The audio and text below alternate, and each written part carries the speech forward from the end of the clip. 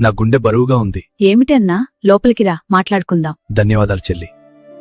చెల్లి, నేను నీ విశ్వాసాన్ని ఎగతాళి చేశాను, నీ దేవుడిని అవమానించాను. ఇప్పుడు నేనన్నీ కోల్పోయాను. నన్ను క్షమించగలవా? మేరీ కళ్ళలో నీళ్ళొచ్చాయి. ఆమె యేసు బోధించిన మాటలను గుర్తు చేసుకుంది. మీ శత్రువులను ప్రేమించుడి. మేరీ చిరునవ్వుతో ఇలా చెప్పింది, అన్నయ్య, నేను నిన్ను అప్పుడే క్షమించాను. దేవుని ప్రేమ మన తప్పుల కన్నా గొప్పది.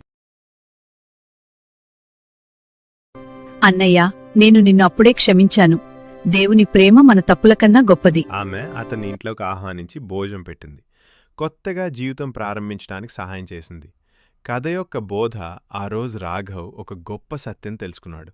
సంపద మనిషిని గొప్పవాడిని చేయదు. విశ్వాసం మరియు వినయం మనిషిని గొప్పవాడిని చేస్తాయి.